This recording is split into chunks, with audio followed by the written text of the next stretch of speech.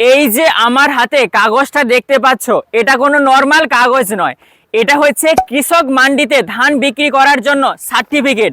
তার আগে তোমাদেরকে কৃষক মান্ডিতে রেজিস্ট্রেশন হতে হবে। রেজিস্ট্রেশন হয়ে যাওয়ার পরে এই ধরনের একটা সার্টিফিকেট পাবে।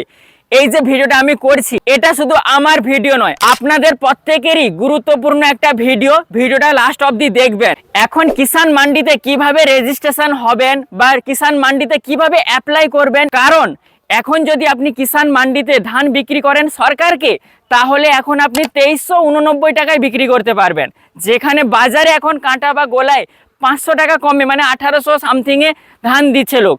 কিন্তু যদি কিষাণ মান্ডিতে বিক্রি করেন 2389 টাকায় বিক্রি করতে পারবেন। তার আগে আপনাদেরকে রেজিস্ট্রেশন হতে হবে।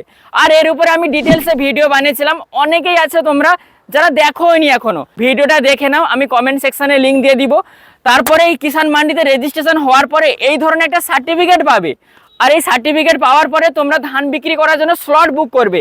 তার উপরেও ভিডিও নিয়ে আসবো, কৃষক মান্ডিতে কিভাবে রেজিস্ট্রেশন হবে, কি কি ডকুমেন্টস লাগবে, সব প্লেলিস্ট বানানো আছে। প্রোফাইলে ভিজিট করবে, প্লেলিস্টে যাবে, কৃষক মান্ডি প্লেলিস্ট দেখতে পাবে, সেখানে ভিডিও সমস্ত আছে, অবশ্যই গিয়ে দেখে নাও।